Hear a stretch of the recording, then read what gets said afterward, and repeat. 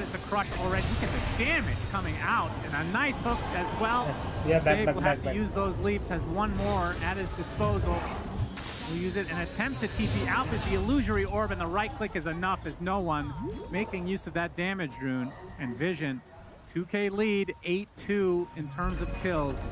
And they're likely to get this tower as well.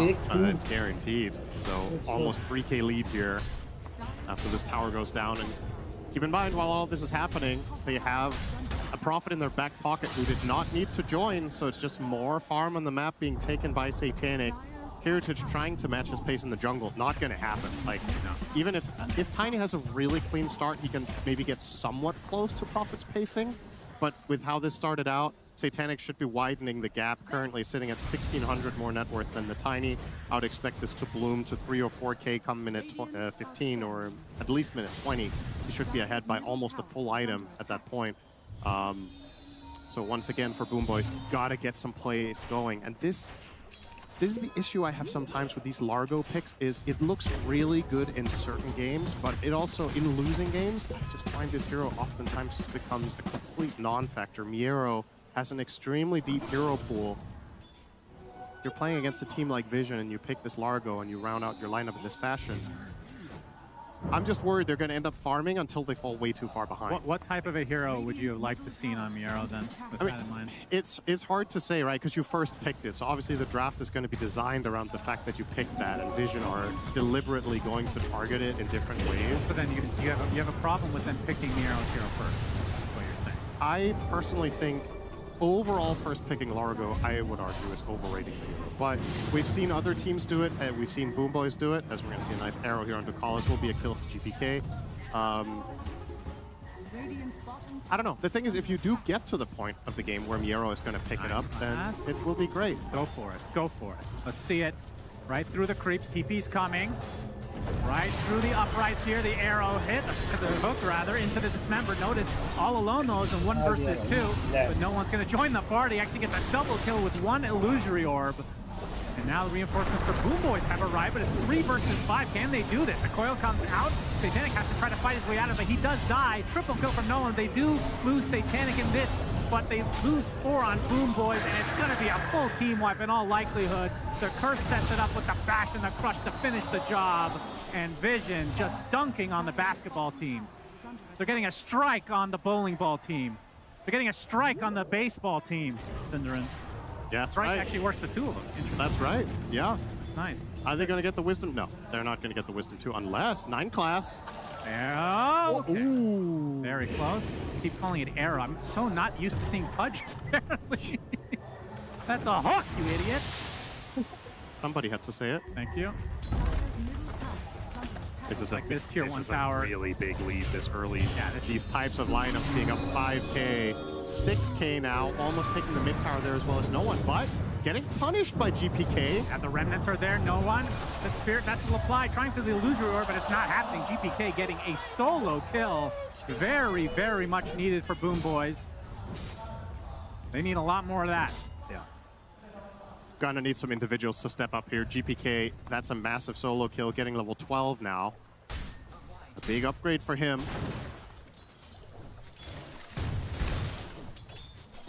Heritage will be going for the blink before Silver Edge, as it looks currently, or he will go blink into Harpoon.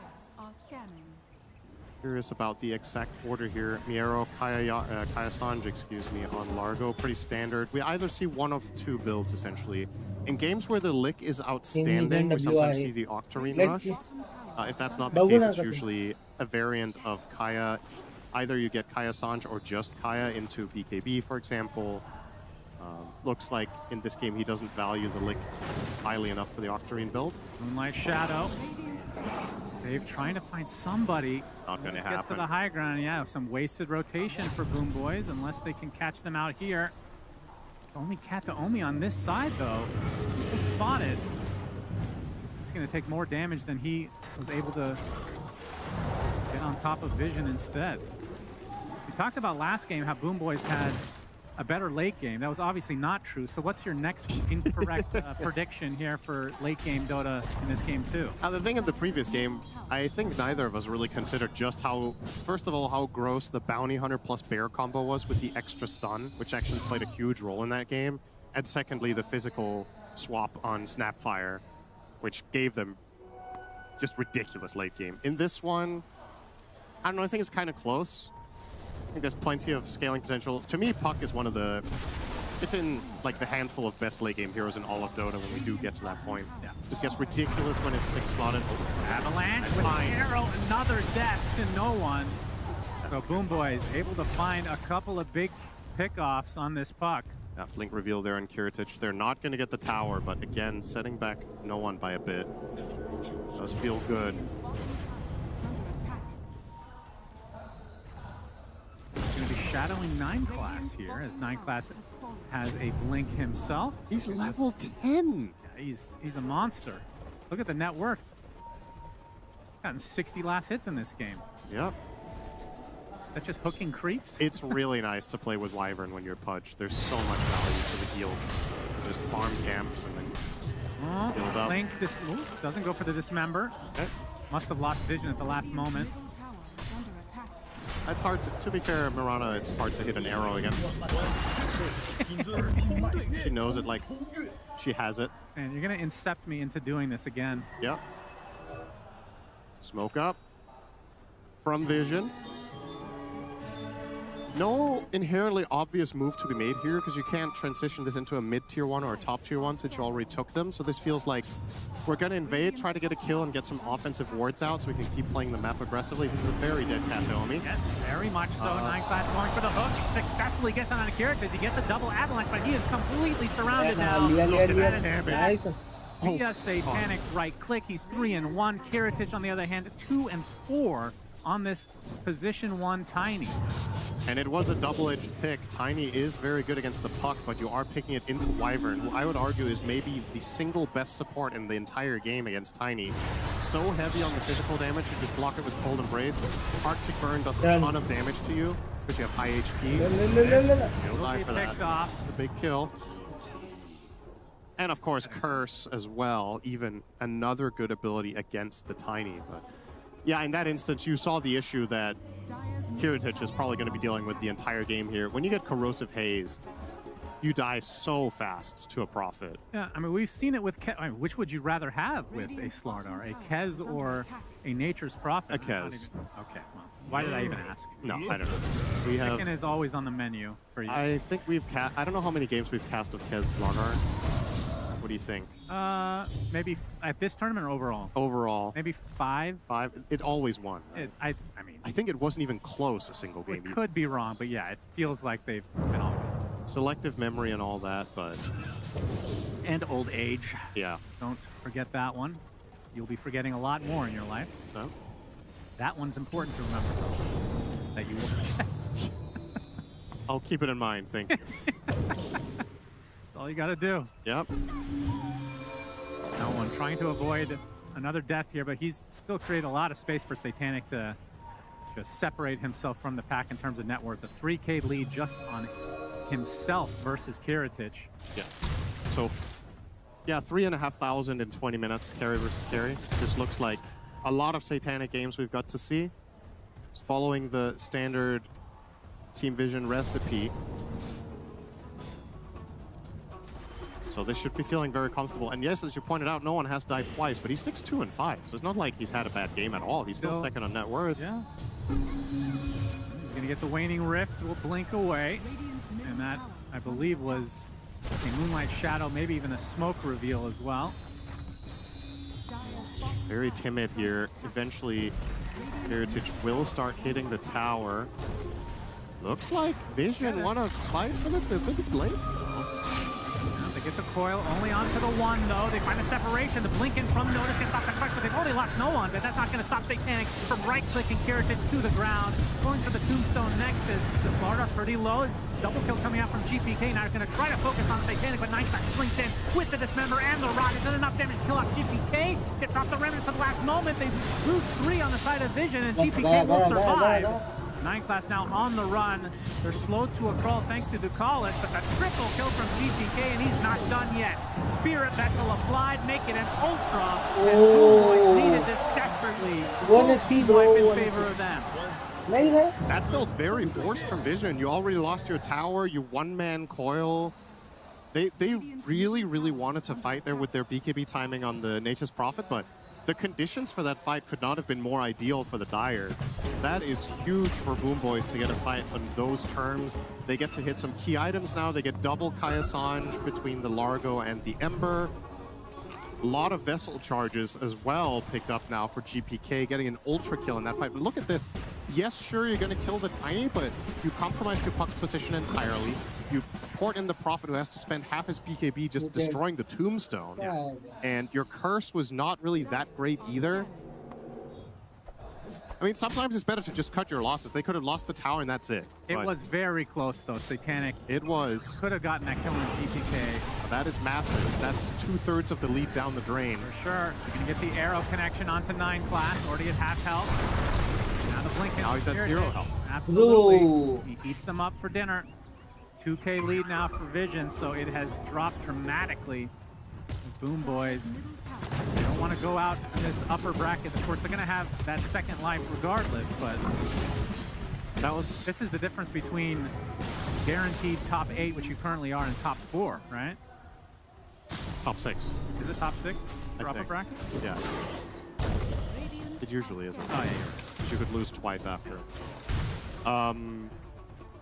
What a pivotal fight, though. I think that was more, even though there was an ultra kill on Ember, I feel like the fight was most important for Largo because he actually got to get involved, have a successful fight, and progress his game. I had my concerns about the Largo, but now that that fight has happened, his game is going to start looking up a lot. He's 1,500 up on the Slardar. He's obviously going to counter Slardar very heavily until level 25s come in. You're going to be able to just lick off Corrosive Haze. In addition, you're buying Lotus, so even more removal for that, removal for the Puck Silence. Blocking Dismember is super annoying for 9 Class.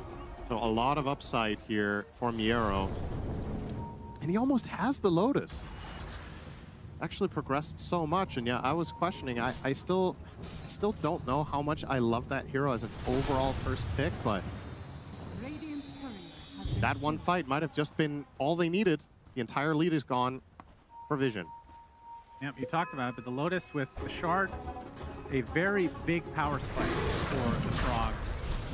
As in the pit, BoomBoys go. Vision have any idea this is going on? 9 Class can try to go for a hook. Will actually get a hero instead of a zombie, surprisingly enough. Not the hero he wanted to hook, though. Absolutely not. Now they're searing chains together. Exit Exit the pit to try to find something. Kiritich using the harpoon to get to the other side of the trees. They take out Ducalis in turn. GPK's level. Nice comeback, eh? Super strong right now. Level 3 on that Comeback ultimate is early in the game. To be a free, I mean, BoomBoys have gotten almost every single Roche in this series. Yeah, so it was 5. It was 4 out of the 5 last game, and this will be their 5th overall in the series, and they're down a game. Yeah. This time around, though, they're not dealing with mines. True. Noticed, gets found. No BKB. He should be dead here. Doesn't have the TP anymore either. I don't think he wants to burn the BKB charge. Wow, So sacrifice himself. And BoomBoys looking much better now after an extremely rough start.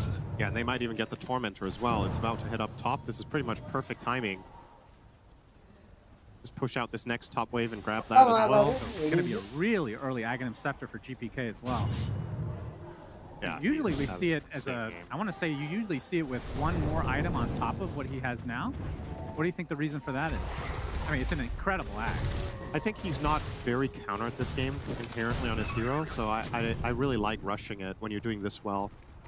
You get a ton of HP when you go Kaya-Sange plus Ags, so if they can't chain stun and lock you down and kill you in a burst, then he's going to rely on getting dispelled or getting Tombstone saved or Soul Rip, like whatever it is. He's going to trust in his teammates, and the payoff is he has way more mobility, way more damage. Yeah, I really like it here. I think this is definitely the right choice. He's going to go for Lotus Orb next on him as well. Daedalus for Satanic, seemingly out of nowhere. They're going to need him to come up big here. This is going to take a stellar performance at this point. Anything less than top tier play from Satanic is not going to cut it here. Yeah, and remember, BoomBoys having the next 3. In the last TI, we mentioned this, but Satanic was on a pretty hot streak, and then on the main stage, kind of maybe fell victim to the pressure, I want to say. I mean, obviously, he's a very young kid. Game number 1, he kind of brushed that off, so I'm not personally worried about that anymore. But it's still a lot on his shoulders as the position 1. Smoke could be good. Moonlight as well. Moving it up. It's the avalanche. Yeah, That's a yeah, good yeah, burst from Ducalis. Nice one, nice one, nice one. Undying is almost dead already. Now they get the hook into this member. Yeah, With the right clicks coming from Satanic, but the save coming out from Miero. The lick just in time, so Kiritich able to get out just fine. They only lose the 1. Of course, Undying just instantly comes back anyway. Okay, that could have gone way worse for BoomBoys after that curse came out. Obviously, we haven't talked about this synergy, but curse with corrosive haze is actually kind of crazy. Tiny just clobbered Undying back to the base, but even made better by Slardar Shard, right? Because you get the AoE. Yep. Kiritich will find himself a Butka. Golden Brace not going to be enough. Come back to hai BB ka. 2 minutes on the Aegis. So what do BoomBoys want to get out of the Aegis now in terms of structural damage? I mean, maybe they can get a tier 2. Oh, no one. He has disc. Gonna be a tough takedown. I'm sure he's fine here. I'm not even finding him. Maybe just TP's out. I mean, probably bottom tier 2 seems realistic for BoomBoys. At the same time, maybe you don't feel like you have to push anything. Go for smoke again. Here we go again. Does that mean they have a better late game? You said that last game. Ducalis. Gonna be quick reaction. Very fast. Gonna take some more right-click damage though from Kiritich. As Wyvern does have the cold embrace to stay alive if needed. Save with the arrow. Will actually hit onto no one. Oh, the good big hook. hook coming out from 9 class with the dismember under the cover of the tier 2 tower. That's the Aegis. We have the reinforcements now for Vision. 9 class blinking in. Some rot damage as Kiritich able to get away from the onslaught of Vision. They will kill off 9 class. Honestly, for Vision, trading Pudge for Aegis, pretty damn good. Yeah. Important there that Kiritich gets to blink out from respawning with the Aegis. If he somehow took an instance of damage, they would have killed him again with Coil in the tower, probably. But with that reset, that's the end of that fight, BoomBoys. Can you phase shift out of a Yule's arrow when you're coming down? I think the arrows on top of you is going to hit. Let's see. I don't remember if they've changed that or not. But जो comeback किया भाई. UPK doing his best anime impression here. Now that he has the Aghanim Scepter for the Ember Spirit. Genuinely still think this is the best Ags in the entire game. 18 level. It's very, very good. I haven't really talked about Satanic because they haven't been really looking for fights per se, but you talked about the Daedalus. Looks to be, oh, he's going to get his namesake in Satanic to replace the Wraith Band, and then looks like a Hurricane Pike after the fact. Yeah, it's interesting that he's waiting that long on the Pike here. I suppose there's no ranged matchup per se. You're playing against a melee carry and a melee mid. I mean, triple melee cores on the opposing team, so maybe the Pike less good than usual, and you just need to have staying power. That in mind actually makes a ton of sense to buy the Satanic here. But yeah, it's been rather quiet from the Vision camp, and that mid fight was what turned it all around. Yeah. But we saw it last game. They're pretty comfortable just chilling. Getting the items that they feel like will be the next power spikes for them. A Blink Dagger for Kata Omi, and he has the Grab Ally Shard, so can definitely cause some havoc. Get some good saves on, I mean, Dismember is going to be a problem. Or rather, the other way around. Dismember can be countered instantly from that. Get Ags on Mirana too. 9 class somehow has a BKB. What are that? How? He's pretty farmed. Pudge can scale really hard, even as a support. It can become a problem for cores later in the game. So I think that's potentially a bit of a saving grace for Vision. They do manage to drag this game out again. Like, let's say this is another 1 hour game. Pudge does present a bit of a problem. There's no percentage-based damage on the enemy team. There's no hero that's really going to buy anything that truly destroys Pudge in the blink of an eye. Can we look at the Dota win probability again? I should have asked at 3 minutes. I do apologize for all the Dota Plus enjoyers out there. Just like BoomBoys. We can't really compare. What is it at right now? 62 for them. Okay. That's pretty accurate. But this time it's a BoomBoys favored Dota Plus. That's good. So Satanic is going to buy his item now. Wonder if that is going to prompt the move. Obviously a very strong timing for the Vision side.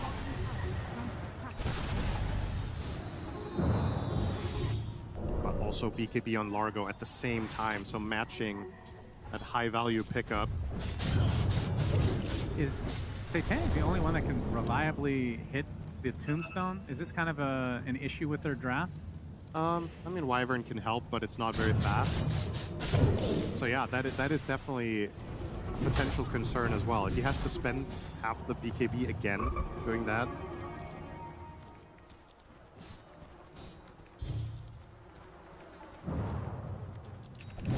Yeah, he'll end up getting a Butterfly after the Hurricane Pike, so we'll have enough attack speed to reliably take it out relatively easily. It ain't no Snapfire, though. Say that.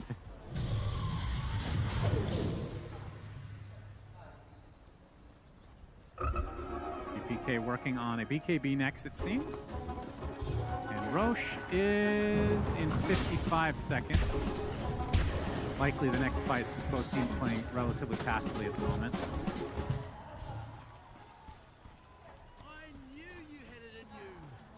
I mean, in terms of just getting solo pickoffs, I would think that Vision actually have the advantage with that. You got Corrosive Haze, single target, right click from Nature's Prophet, the Pudge. But it's about finding these heroes alone, which has been difficult. And ideally, getting a combo of Hook during Coil, which I don't think we've seen that play a single time in this game. It's generally just been 9 class setting himself up. That does matter a lot when heroes get BKB though, because otherwise he's going to hook them in and they will always be able to BKB before they get dismembered. But if you do a Coil plus Hook, you might actually snap them and be able to chain all your abilities. If there's a Tombstone down though, it becomes way more difficult. Yep, that is true. That's a very difficult mini game to try to get a high score on. And even for saving teammates, the Hook loses a lot of value because of the zombies. It's not like you can buy Shard and just eat your teammates anymore, which I'm really missing, by the way. God, I love that thing. Smoke from BoomBoys. Will be broken by 9 class, so I'm sure they'll find him in the tree line. Is that a BKB TP? All right, Night falls away. There's now a Nullifier online for Notice, so they're getting the items, they're getting the farm, they're dodging fights relatively successfully for Vision. Roche is up though. They don't know that the BKB, not that they would really care that much, I guess, but the BKB being down for 9 class was out of Vision. Yeah, that's something to keep in mind in this game. Like, you can See the lick, Synderen? Oh, Very important. massive. It will bottle the damage rune for Kiritich. Yeah, it's when you have some really strong physical damage, it feels like if the game is somewhat even, you can always find a win off of getting a clean jump at any given point. So the Slardar Prophet, even though BoomBoys have been doing a really good job in the last 15 minutes, you slip up once, let's say you get your Undying jump, then he instantly dies to Prophet Slardar, the fight develops, you get a Dismember off, and there's no Tombstone. You can definitely see a path for Vision to set up a fight on their terms. The Nullifier on Slardar helps, and step by step he's approaching the 25. You know, I don't want to get ahead of myself, but that is... I think a lot of people would say it's the best talent in the entire game. The Undispellable Corrosive Haze is... Have you ever seen the other one? Crazy. I have, I think. On the Octarine build back in the day, right? Yeah, the Octarine build, you would go the Crush cooldown, but Undispellable Haze is huge against Largo. If they do get there, that will be a big swing for Vision side, and it allows Notice to become another carry, which arguably they might need, because I don't know if Prophet's going to be able to do all the damage by himself here later, but I mean, come on, you've got Puck as well and Slardar. I don't think damage will be a concern. Maybe like to see BoomBoys take a little more initiative if possible. If they find something here. 9 Class just standing in a spot here trying to break smoke or at least get information. Oh, Ducalis is spotted though. Searing Chains cancels out that TP. He did. He will end up falling to GPK. 10-1 on the Ember. Oh, 9 Class. I believe he was trying to de-ward. He's going to be spotted as a result, and he's killed out. So both supports dead for Vision. And Roche is like, hey, I'm ready for you. Open wide. Very nice. Delicious food. He actually blinked and stood right on top of their ward. He just stood there. That's pretty unfortunate for 9 Class. Yeah, that's going to be, well, Roche number 10 for BoomBoys in this series. This is 6 out of the 7 Aegises so far. Yeah. For BoomBoys. I believe. I could be wrong, actually. No, maybe Vision got the last 2 Roches, actually, in the game, because it did go on very long. Yeah. We've lost track. Counting's difficult. All right, let's see if BoomBoys have a plan with this Aegis on the Tiny. If hitting high ground is realistic. It is. We talked about last game how hard it was to Siege, playing into the Bounty Hunter scouting, playing into Techie's Mines. This time around, you're playing into Pudge, Coil, Wyvern. Yeah. Like, you could build this advantage, but how do you break the base if you don't win a fight first? Seems quite tricky. Your tower hitting hero in Tiny has to come up close. He can get hit by at any point by a hook. He takes a ton of damage from Wyvern. Look at the damage he does to buildings. Yeah, of course. I mean, he can definitely get the job done if he gets to swing at it, but... Who would you rather have, a bear or a tiny? Oh, I'd rather have the bear. So bear is greater than rock. That's like a new version of rock, paper, scissors, bear as the 4th component. And we need a 5th. Maybe your face. Yeah. It just loses every time. Yeah, that's right. This time it'll work. Nope, never does. Sounds like great game design again. From Yeah, you're 3.5. really proving yourself today. I'm a veteran. Yeah. Guys, 3.5 minutes on make the sure like Aegis. us. Satanic about to hit 25. Puck, 100 gold from Please make sure Oxerine. like and Which talent subscribe. do you take? We've mostly seen Treant damage. I guess in this game state, maybe take teleportation. Sounds pretty good. Playing that? No, he's still taking Treant. You'll get to 30, I'm sure. Yeah. How long is this Fair game enough. going, Cinder? Let's make predictions. I was dead on last one, so it's your turn to be right for once. Oh, nice courier kill. Yeah, that was actually a lot the full for me. Trine, yeah. It's nice. I'm gonna say 65 minutes. I don't think it's going to go down. You don't think so? I'm going to say 57 minutes and 21 seconds. Really upping the ante here with the seconds, too. Prediction to Very say confident. Yeah, because I was 30 seconds off last time and it upset me. And Right. you can be correct. I've already forgotten what I said, but I'm sure somebody has a record of that somewhere. Hopefully we're not casting into the void. You said 57-21, no? Okay, sure. I'll believe you. The fact that I can say it again and you still don't recognize whether it's correct is Probably right. Could have been This was 58. something you said 10 seconds I ago. think it was 58 though, wasn't it? Was it?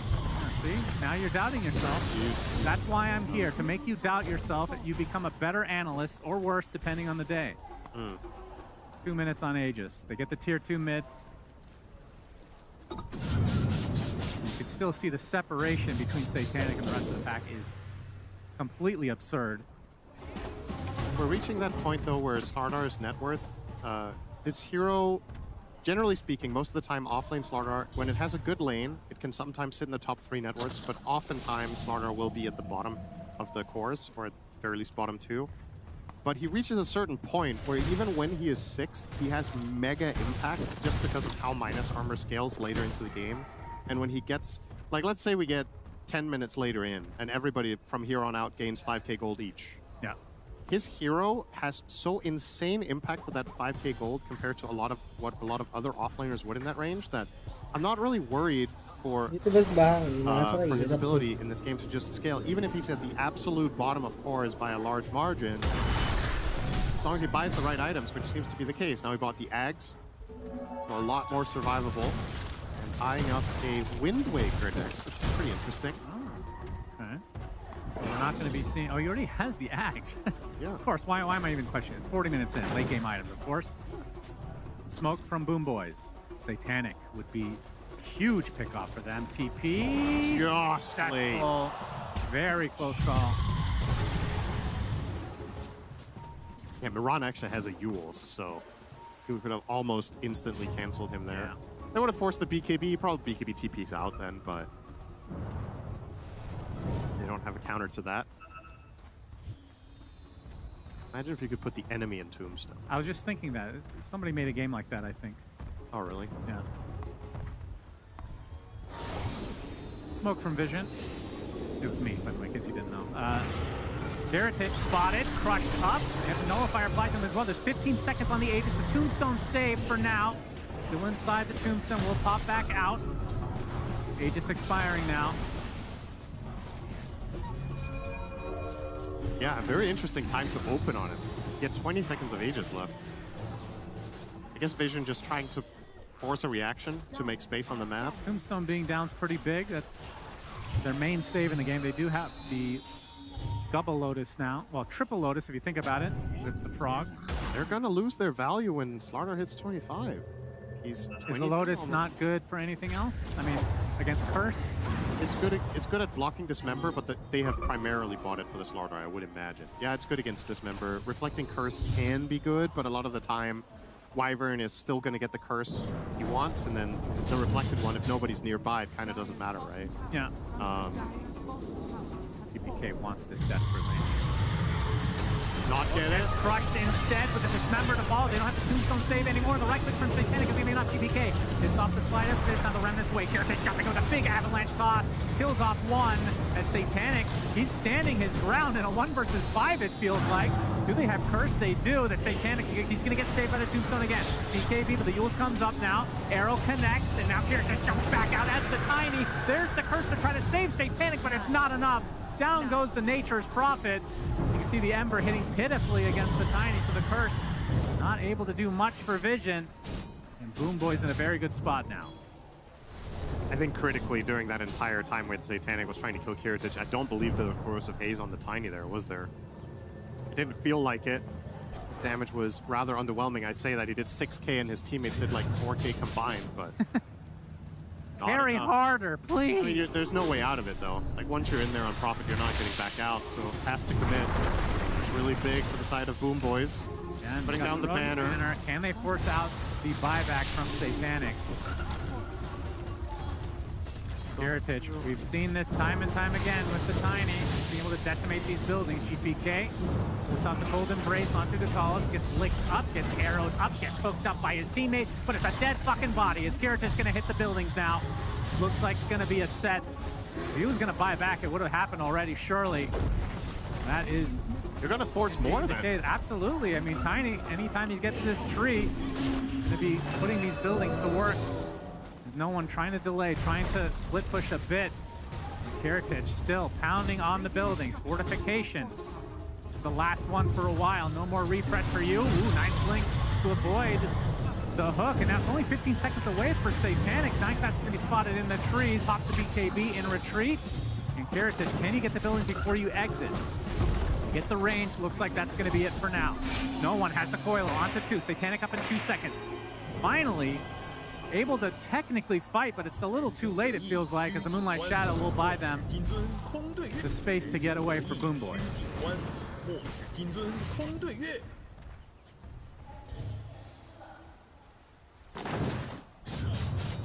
Big sequence there.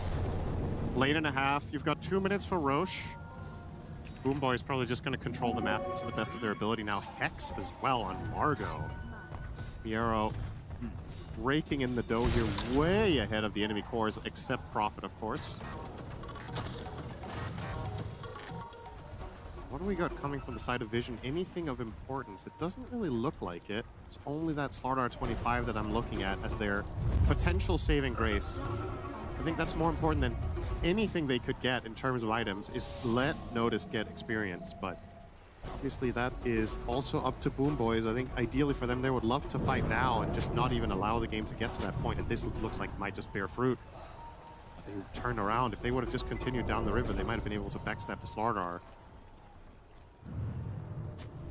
After waiting very patiently, Nineclass is walking towards them, waddling more like it. Back in his base now, though. Just getting some wards up. BoomBoys still chilling. Vision nowhere close. As GPK is going to consume his Ags, and for what exactly? What's he replacing it with?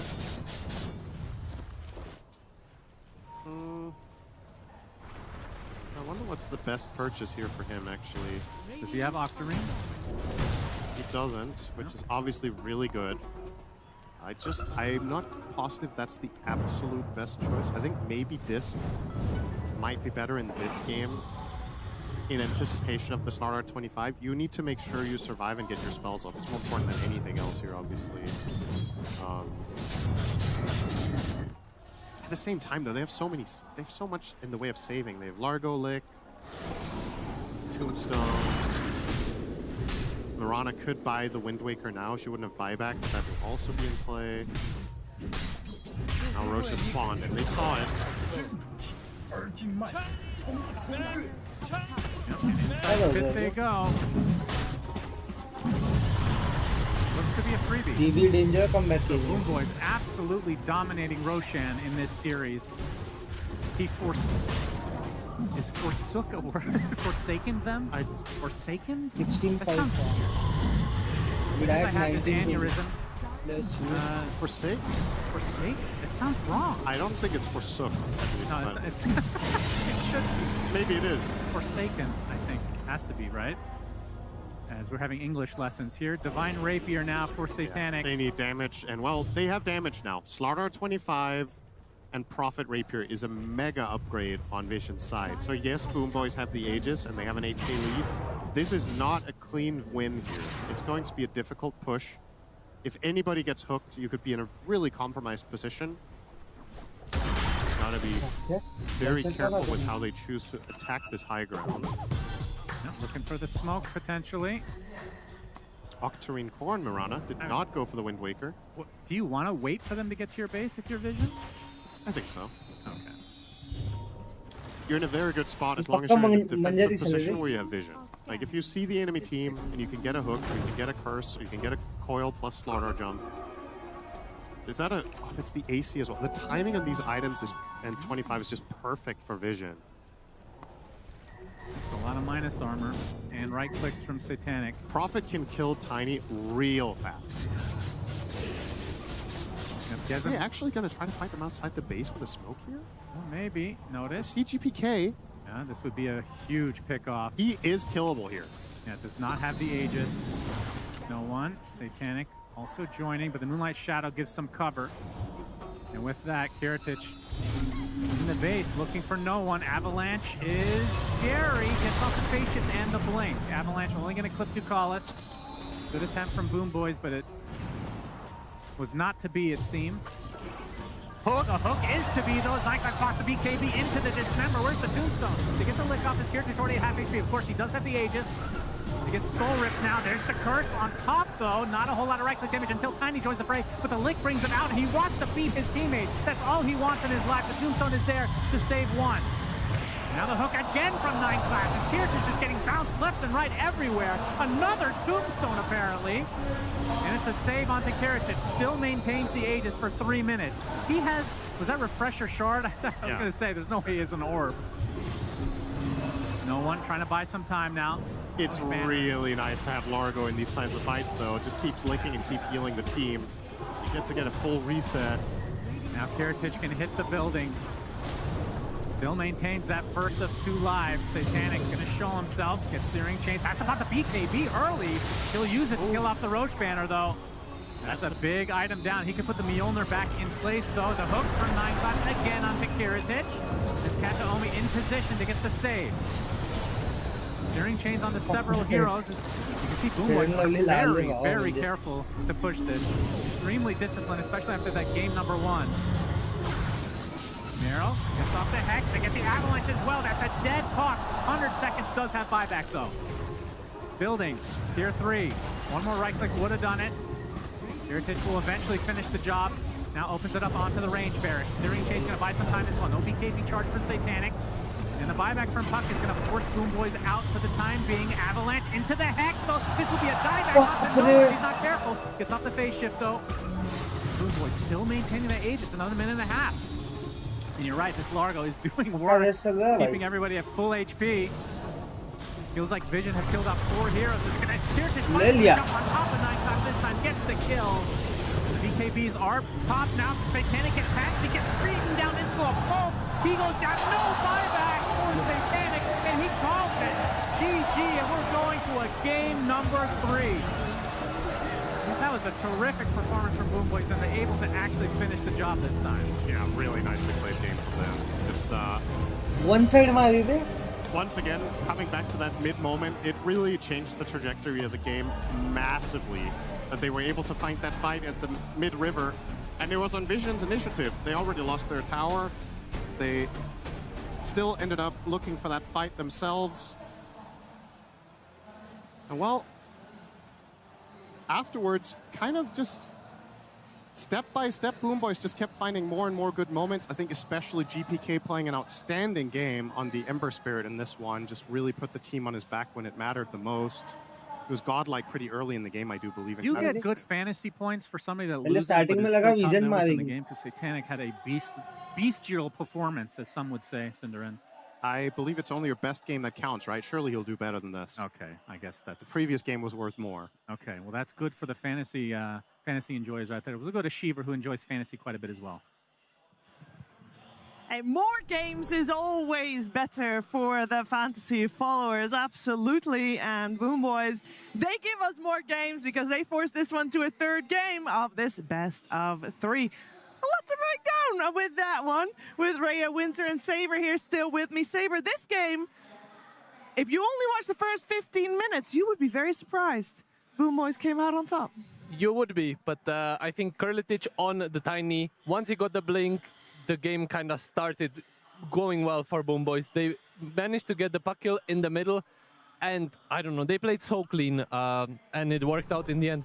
They proved that they have what it takes to beat Vision, which is very important, not only for this result, that they managed to 1-1 the series, but also for their confidence. You just beat the best team in the tournament, and it gives you the power to keep going and perhaps take the 2nd game. Yeah, that mid fight was actually so crucial, and I felt like on Vision's part, maybe they were overconfident because it felt like they didn't need to defend the tower. The tower was already dead, and they still kind of tried to force it, and it actually threw away the whole lead they actually accrued from the early game, and the game became kind of difficult after that.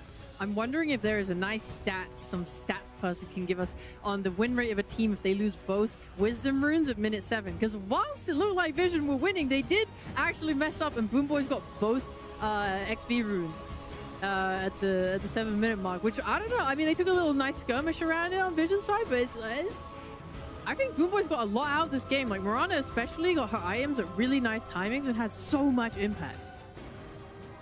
I want to also point out that the Largo that we saw coming out from BoomBoys, this was the overall first pick of the entire draft. I felt like he was having a jolly good time. He did for sure. I understand why this hero is banned now. You could see that the BoomBoys, once they group up, it feels impossible to teamfight them, similar to game 1. With this Largo playing his tunes and the Undying being ready to save, it never felt like Vision had an opportunity to like get an in and win a team fight. They just had to rat and rat. Yeah, it got to a point where I felt like in the team fights, like the supports on Vision just couldn't really do much. You know, Pudge wasn't really very useful. He was just like waiting and waiting, but they couldn't really have the damage to kill. He managed to hook someone in, but they just didn't really have damage at some point. Yeah, and I feel like we have to talk about the man in the mid lane, GPK. He had a bit of a rough start to this game, but it did feel like a very good Ember Spirit game, Winter. I think that he definitely is, as the game progressed, he delivered also.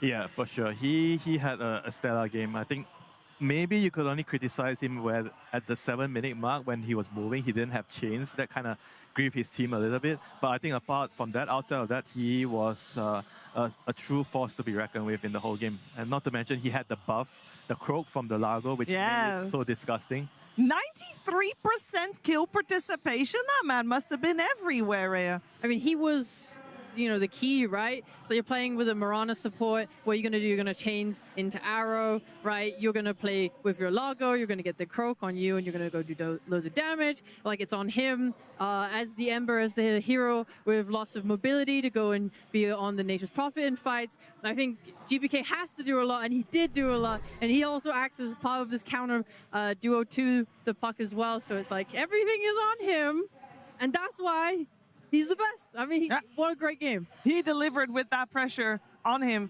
absolutely. And we have to talk a little bit about Vision as well, because they were doing very well in the first start of the game, and a large portion of that came because of a certain hero that a lot of people were very excited to see. We saw on the main stage the first pubg in action, Ray, and that was a treat. I asked for a highlight reel because I thought they were going to win. Well, you gotta get it anyway. Yo, check this out. They put a ward on the gate so they can see movement, and then when they did, 9-class TP down and got a sexy little hook. Got a nice little kill there early. He was doing a lot of wave dragging. He always showed up for his team and got those nice little hooks. Puck coil stun into that. It's nice. I think his early game was pretty solid. I think his rotations were good. I think the way he worked around his lane partner was good. I think the way he contributed to fights like this was good. Being able to split the heroes apart so Largo couldn't heal. This was an insane one. He got the Tiny. Yeah.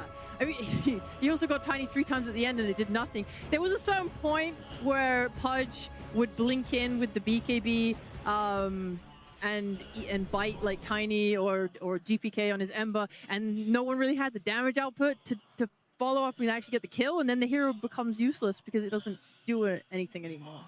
Yeah, it looks flashy, and then it's like, okay, well, that was fun. Now what? Because they don't want to talk about how Vision kind of lost Winter the grip on the game they had in the early stages of the game.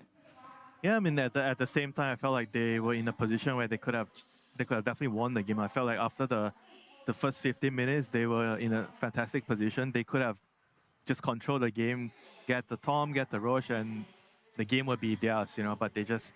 I felt like they were too confident, because even the tier 1 bot, the safe, I don't know if you guys remember, they TP'd heroes to defend, but they barely, defended the tower, and then that gave them kind of a little bit of, oh, we have the power to defend the next tower. So they went and defend the next tower, and they lost that fight, and they lost a lot of their advantage. This is a little bit of an extra tail where we see the hook still on the Tiny. It doesn't do as much as I'm sure. I mean, it's also like the support just lost a lot of usefulness against Ember Spirit later on. You couldn't really do anything with GPKs of Wyvern and pubg.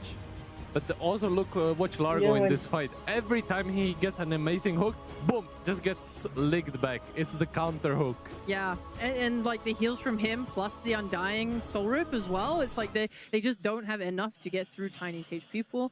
Meanwhile, you have like Mirana having endless utility throughout the game, like buying that Yules to make more pressure onto Puck with the like Yules into Arrow, buying the Ags, which helped clear out a lot of the like tree amp pushes from Nature's Prophet. So Mirana was often able to go TP back and like push the lanes out easily and safely, and then return back to the team. So like I think we saw a nice little support diff.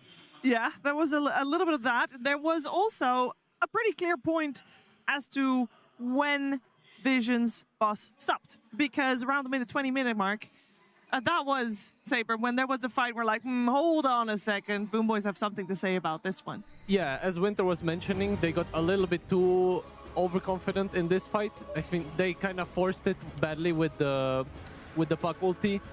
And very nice team fighting from BoomBoys. You could see that when Kataomi drops his tombstone, now Satanic spends like half of this fight hitting the tombstone and not really dealing damage, and that was enough for them to like have enough in the tank to just kite them around for Miero to heal up and deal his overtime damage, and eventually they end up winning this fight, getting all 5 kills for free, which is exactly what they needed. As you can see, even at this point, Vision have like 2k lead, but so if they weren't able to win this fight, it would be big trouble. However, they were able to capitalize on their mistakes, and they took it home afterwards. Now, we all heard Poppy after the draft was done, and he said that game 1, actually, Winter, should have been a loss for them as well. So are you worried for them at all going into game number 3 soon? I don't think so. I think game 1, they played really well. Game 2, they just had a problem with their heroes where they just couldn't have damage at some point, I think if they just made some small little adjustments with the heroes, and it will be fine. the pudge was kind of like, I don't think they would have done it personally if it wasn't a 1-0. I think if it's a 0-1, they would not have tried the pudge here in this game. Oh, there was also. I know you don't agree. No, no, it's fine. I know you think that he No, you just could wants be to right. play You pudge. could be right. I don't like the pudge anymore. But I do think that there was that critical fight as well when they hit a really good IM timing with Satanic. Like he had Satanic and all these other IMs. He was ready to go and noticed BKB TPs out of the team fight on the mid river as Satanic TPs into it. It was a horrible miscommunication. It lost them like so much synergy. It was literally just him versus 3 heroes, which should never be happening. And I think that might have been honestly the moment for me where they lost the game. Yeah, a little bit of communication then also issue there. Yeah, I think they just needed to back. I felt like they didn't really need to take the fight. They needed to have the patience. I think this game, they lacked the patience. They were a little bit too ahead of themselves. Maybe the scoreline played a factor in the head. They felt like, oh, we just won the first game and we want to finish this quickly 2-0. And they made a couple of bad errors and the game just gone out of control. Yeah, I got out of control real bad. And then sometimes in a game like that, and you have a Nature's Prophet carry, I would imagine that there is still a way back in. Maybe to, it's Nature's Prophet. You can rat a little bit. You can take some towers. You can basically go the lone druid Most of the route. Saber, why didn't that happen? Why wasn't that possible? They were trying to do it, and Satanic was able to rat as much as he could. It is just not easy to do that against Tiny with Shadowblade, who's running around trying to pick you off. Yeah, they prolonged the game as much as they could. However, eventually in every single Dota game, you have to teamfight the opponents. Once they got the Roche and they came to Vision high ground, you have to take the fight with pudge hooking heroes in and hoping for the best, which is like the best fight you can get. It was unfortunately not enough because the Largo would just lick you out. Sorry about that. Thank you, Saber. The high ground. Great. I do want to talk about that because that was overall first pick. Surely that's the answer. Right, you're gonna ban that. Largo? Yeah. I mean, he has been first phase banned like every other game. So I suppose you could definitely, yeah, I would. I think it synergizes just way too well with the current mid pool. And it just makes, it's so good against so many heroes. Let's get it out. Yeah. I mean, I'm going to say again, like the pick order, like if you're first pick, I just feel like it's easier to plan everything. Yeah, and this was BoomBoy with the first pick. We did see the team where Vision had first pick. They were the ones that came out on top as we were looking at the international stats. Going into this, Largo was kind of not talked about that much. We see him here sitting at a comfortable 50% win rate, very much in the picture. But what made it that he now is first pick, first ban material? Is he just that easy to plan your draft around? I think so. I think it just gives you everything you need. It gives you team fight. It's a strong laner, and it's not easy to pick heroes against it. I think you need some special, like kind of draw ranger kind of heroes to deal with him. So for me, it was partly the Largo impact, and then partly Vision not having Darkseer as they did in game 1. As the Slayer, Notice played well. However, the Darkseer impact, it's like much more visible. He gets to push all the way. You can see it in the team fight. When he vacuums, it's just crazy good. Yeah, so I think they kind of need to aim for that. We'll see which one of these two teams will play crazy good in game number 3. The score is tied, and for the first time on the main event, day 1 here for the International. We are gonna go to a third game of this series, and the last people out of the gate are the two coaches. They have a lot of work to do in this one. If we already know, or at least in this series, it seems to be that first pick gives you a little bit of an edge, Winter, and you're gonna go in as the second pick team. How are you gonna try to compensate for that? What is the plan? I don't think you have much of a choice because the ball is in the first pick side. They're gonna choose something, and you cannot ban everything. You need to take a trade when you're the second pick team. And we've seen what Lina, Undying, Lina, Lone Druid. I think you just have to pick one and you have to play against it. Yeah. I also think if we look at the drafts from last game as well, they picked heroes that rush blinks. And we already had a discussion earlier today about how, it's nicer on some heroes in the off lane to get like a Helm first or something before this blink dagger. Instead, you have a 12-minute blink out of a Slardar, a 16-minute blink on a pug. You have a 23-minute blink coming in on the Wyvern, a 15-minute blink on the Pudge. It's just like 4 heroes with blink daggers, whilst the enemy has like Sand and Kaias and stuff, and they're outputting so much more damage and being so much more tanky that your spells alone aren't enough to do this damage. Yeah, that's why the mistake they made when they defended the mid tower was so bad, because of the items they bought. You're buying like fighting items and you're Not fighting. You're not fighting well. They were trying to fight, but they didn't fight well, and they lost the fight. Yeah, that is a big problem. And with that in mind, that seems like a super easy fix. You could just say, guys, stop. Don't buy a blink. Or just have one blink. Calm down. Just calm down. Calm down. One blink. Scale up. You know, they just want to go too fast. And don't they know that currently the average game time is 40 minutes plus? You know, you can get your blink at minute 30. That's fine too. Yeah, this tends to happen when you're just winning and winning. It gives you confidence to be like, okay, other teams can't play fast, but I can, because I'm just winning everything. And honestly, it is true as long as you keep performing, which they were up until this mid-fight. Yeah. Oh yeah, we haven't talked about it, but I do want to give a shout out to the Satanic Nature's Prophet, because I was watching my mini-map the entire game and looking at the little blue dots that keep coming out of him every time he presses trance. It's just so cool. Like, if you have time to go back and look at the replay and watch it, he's just always sending the trance out to scout, like when he's farming the triangle. What was it, 33 minutes? You were telling me he's still blocking Ancients? He was still blocking Ancients for 33 minutes. Like, they weren't even farming the Ancients anymore because they were playing on Vision's side of the map. So sweaty. Still sweating it, yes. Like, the amount of vision he was getting for his team by sending these treants out, like when he's farming triangle, he sends like 4 or 5 treants out into the enemy jungle to scout like where they're playing, so that he knows, oh, if they're not there, maybe they're smoking to his position, you know, or if they are there, he knows that he's fine. This kind of like information control is so powerful, but you have all these blinks and you're not making use of it. So I really think there were some problems with the... Satanic got let down by his team. That's what I'm hearing. I wouldn't say that. That would be inflammatory. It might just have been the case. Now, he had his first pick, Nature's Prophet, or second overall pick, I guess. And unfortunately for him, I did not have the backup to make it come to fruition. But everything is different in a third game, because now both teams have proven that they got what it takes to take this series and guarantee themselves top 6.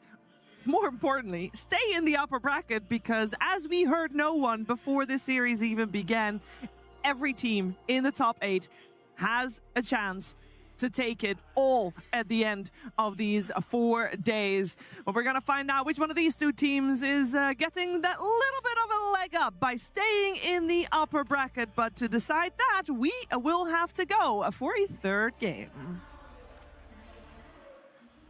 Team Vision versus BoomBoys.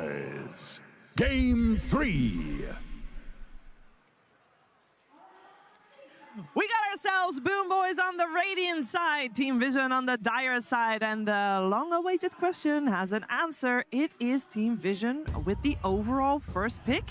And boom! He's back! It's Bounty Hunter! And the Largo did get banned, the Earth Spirit did get banned, Lone Druid is still in the pool, Lina is still in the pool. I feel like I touched, you know, upon all the high priority questions here, but how are you gonna deal with the Lone Druid? Sorry, with the... That's exactly the thing. Where's the Lone Druid? They picked Bounty? Yeah. There's the Lina. Before I came to China, I had a friend telling me that Bounty Hunter is OP, and I was laughing at him. He might have been right. He told me he had a win streak, like 10 games, and he's certain that Bounty was broken. And it is in 9 class hands. They did ban it out last game on BoomBoys, so they were afraid of it.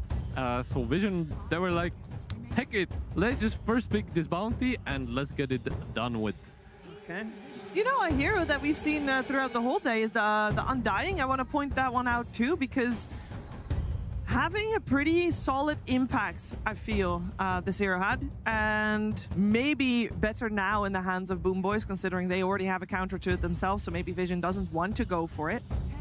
But something to keep on our radars for sure. Is it Centaur that gets banned out by Team Vision? We see Centaur and Lina in the late game. Yeah, but I'm also thinking whether they need a specific hero to deal with Bounty. So I was talking to you guys about, like, you need to have like a convenient hero to deal with Bounty. So you don't have to spend so many heroes that can charge at him, like Spirit Breaker. So you can just kill him right away without TPing too many heroes. Something along those lines.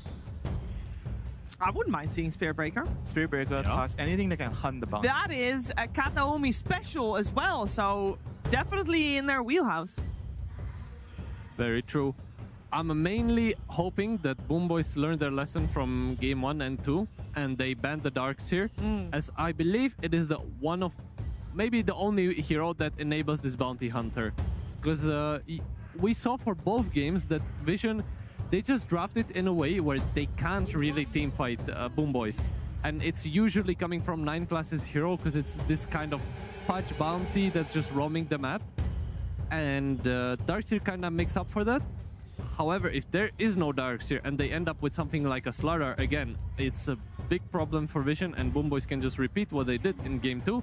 Just pick some more team fight. They don't have Largo this time, however, they can just pick something else and collect their win.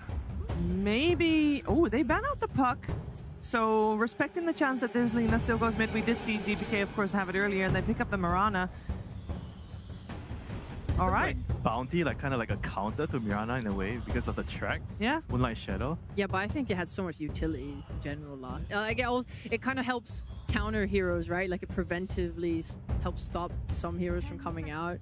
Just this like Yule's build is so effective. The anti-wave push. I want to know why they banned Dawnbreaker, personally. I'm still lingering on it because it just seems so odd. I'm like, did they want to pick Enigma? What hero do they feel like Dawnbreaker is so good against? Potentially, BoomBoys wanted the Dawnbreaker because if the Bounty Hunter goes on anyone, at least there's an instant save, Yeah, as but Wyvern is the other That's such a support. large commitment. It is, it is. Ah. Not disagreeing with you.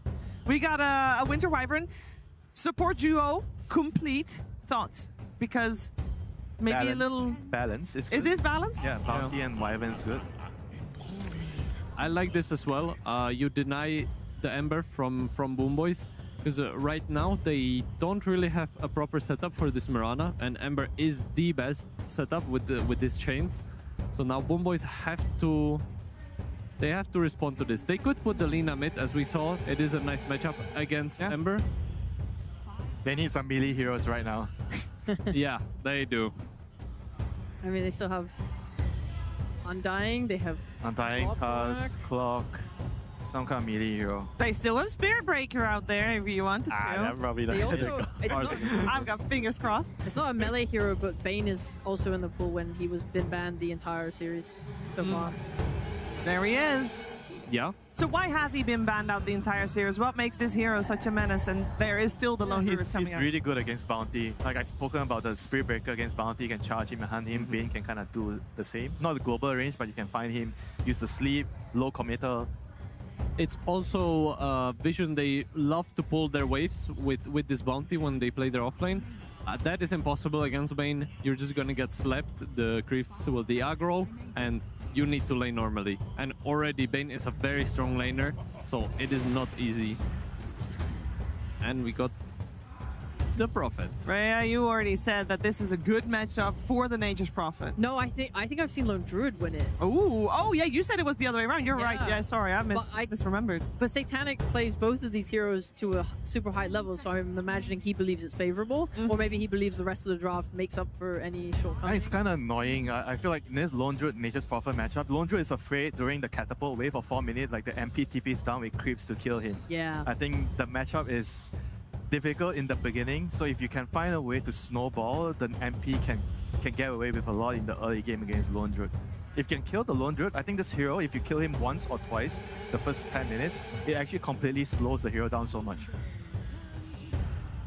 Yeah, it depends a lot on the offlaner that you have against Lone Druid. If you are able to pressure, they did ban out the Darkseer. Or they're both banning on offlaners. Yeah. Yeah, that's the sad part about picking Prophet as a response to the Lone Druid is that you cannot pick your offlaner, and instead there will be 4 offlaners banned, which is kind of hard for both teams, to be fair. I mean, you say 4, but the Largo has already been banned. The Centaur has also already been banned, so that's 6 Still- already banned out. Still Underlord. Underlord's really good here for... Someone has to ban him. I Yeah. think Vision would want it. So and they have first pick coming out of the ban phase, so Yeah. they can ban something else and then leave BoomBoys to ban Underlord. We talked at the very start of this series about especially Miero in this offlane matchup, where he has the widest hero pool out of every offlaner here, the international. So this surely favors him as he just has deeper pockets, it seems like. Yeah. If Underlord gets banned, I'm a little scared because there's a chance that BoomBoys can last pick some Lycan again. Like Nature's Prophet kind of struggles against like swarm in fights. Yeah, but they have the Wyvern. Wyvern's really good against Lycan. Yeah, that's true. It's hard. I believe BoomBoys need some form of team fight. Honestly, both teams kind of need team fight. I wouldn't be even opposed to like some Mars on BoomBoys or some way to deal with this Prophet like Axe. It usually gives you a free enough lane. Oh wait, they didn't ban the Underlord. Yeah, I believe if Vision can pick Underlord here, it is super nice. The Underlord innate works with Nature's Prophet TP, so then when Nature's Prophet TP somewhere, he gets free movement speed and free damage reduction. That is lovely. Really scales up in the late game. Do you think they're just gonna trade like Underlord and then Doom and then just call it? You'll be happy with the Underlord, I think. Yeah. Perhaps. Because the second part of that is if they don't pick the Underlord, then I think it's incredible Underlord game for BoomBoys. Yeah. It is like so free. You have to pick it, right? You don't have a choice here. Yeah. I mean, they take their time, so it seems like maybe they are discussing I mean, a certain what other choice, options do certain they have? trade. Like, what, NS? Lycan? Slardar, still in the pool. Oh, you didn't like that. No me gusta, as they say in Spain. This seems like an insane Underlord game. There we go. I would not want to be Slardar into Underlord. I would not want to play the Vision lineup here, though. Yeah, Against this is Underlord. like the Axe Rush on Underlord this game. It inhibits It's everyone's also, game. It's also such a good hero against MP. Yeah. Maybe not in the lane. The lane you get bullied by the creeps, but I think in the game it just stops MP from farming the map, pushing the waves. You regain control as a global against global matchup, and you can catch him with the axe. So what is the thought that goes behind picking the Slardar over the Underlord? Because a lot of thought went into that. We saw them thinking a long time about this, so they must have considered. I think the main reason here is they wanted to have the amplified damage, the corrosive haste, to kill off the lone drip bear on the lanes, and they figured that they could snowball the game, kill Roche, kill Tormentor, and play really quick. I think the idea here is they want to play an outscale against BoomBoys. It's going to not be an easy task here. I think Underlord kind of is the best hero to stop the snowball, and once you get past that stage where the Slardar can actually kill you easily, you're going to have a superior scaling lineup against the Vision heroes. Yeah, I do not like the Vision draft at this point, which is why I am calling it, quote me on this, BoomBoys will beat Vision and will be the first team to do so. I ruined a lot of people's predictions. Yeah, too. Mine included. I declare. Well, I declare that I think Vision's lineup also sucks. So they're going to win because I am never correct. I am the worst panelist here. And I think Team Vision's draft sucks. They won. It's easy. Oh, wait, so you're the not tiebreaker. You're the one that can decide I'm the a rational one, you know. Yeah. I see Underlord in a game like this. I can't go against the Underlord. So you're okay. So all three are on board. Other than kind of Rhea is, but also isn't. So I just feel like the supports will lack damage and it gets weird and murky in the middle. We don't mind that. That implies that we're gonna have quite the back and forth game. I mean, in the first game and the second game, we definitely had periods where it's like, you know, especially the first game.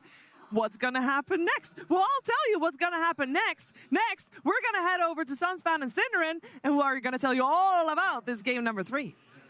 Thank you so much, Sheever. Yeah, we don't get to hear Sir Action Slack's voice before the game. A very welcome change, if you ask me. Suns fan here with Cinderin as we get to game number 3 between Team Vision and BoomBoys.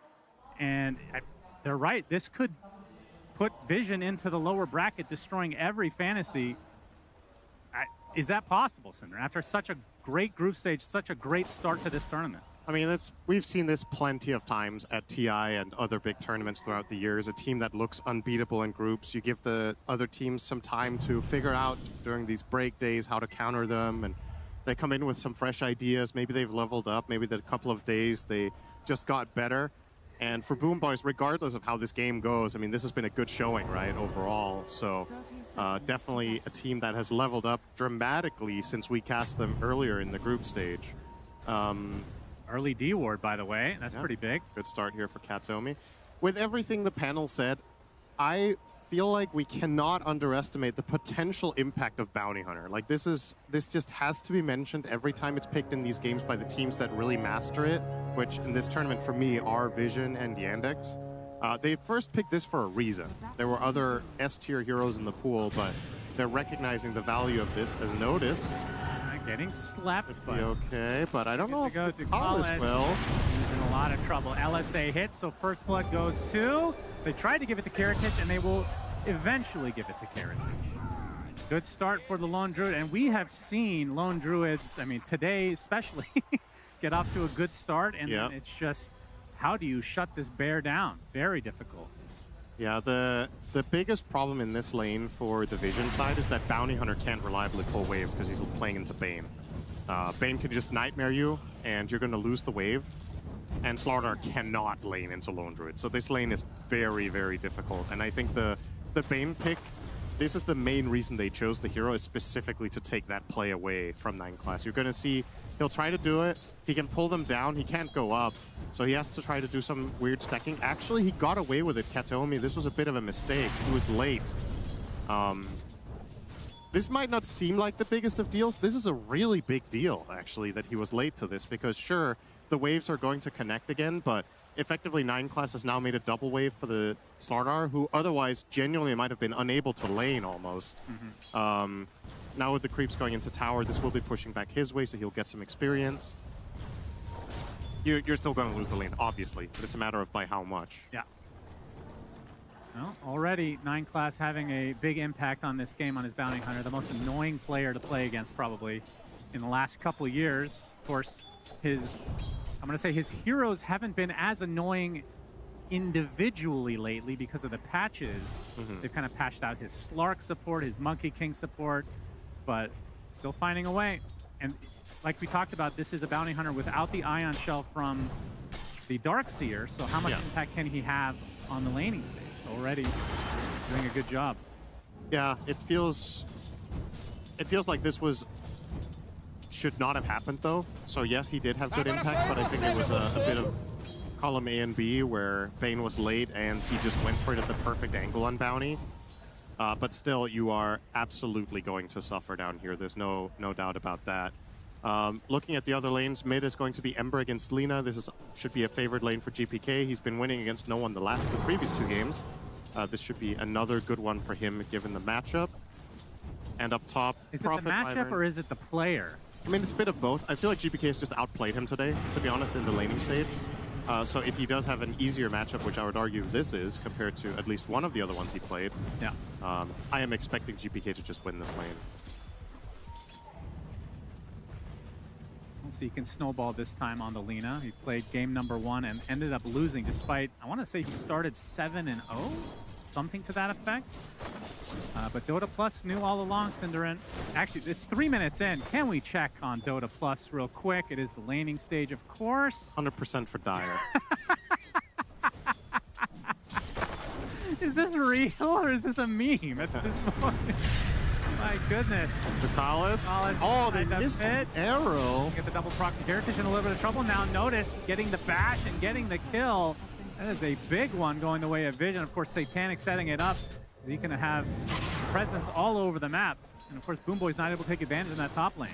This move that you just saw is what's likely going to make or break the game for Vision in the first 10 minutes, is that exact play where Bounty Hunter +1 hero finds Lone Druid and Prophet TP's in. He's very... Okay, getting ganked though. This would be another big kill for Vision. They get him.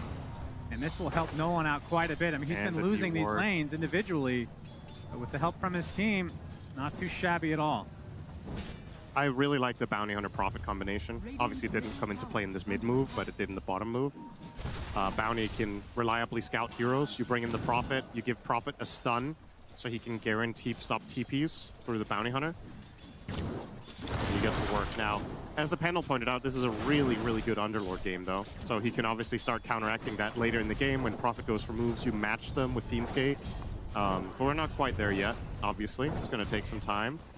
So Prophet has the advantage this early on, and that one kill on Heritage should inspire them to try to go for it again sometime soon. You can see 9 Class already heading over again. They don't have the mana for a Crush, though. He's sending out a Mango soon unnoticed.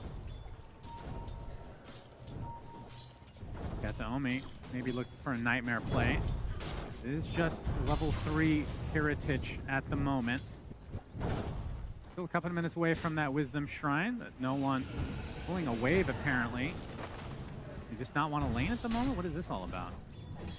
It's a decent efficiency play if you're laning into Lina, right? You can farm camp plus creep wave. Unfortunately for him, It's the Malrine Classic. It's the worst possible camp, the Mud Golems. True. Yeah, they spot 9 Class. We'll have the Skeleton Walk available, or Shadow Walk rather. Of course, it's very different from the Clinks one. It wouldn't really make much sense to have Skeleton Walk on this guy, although you could argue all Dota heroes really have a skeleton inside them. Most of them, that's true. Gonna get a courier kill. Might get 2. Oh. It's only a TP on the second one.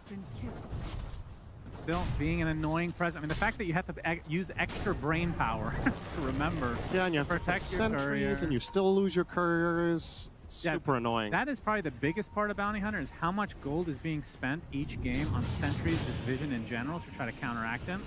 As a 6-minute power rune is about to come to be, arrows hit onto 9 Class with the Laguna Blade as well. So they're going to try to turn this around onto GPK, which would obviously be the bigger kill. Nice cold embrace for Satanic, as no one claims GPK. And now Kata Omi going to get slowed and likely picked off as well.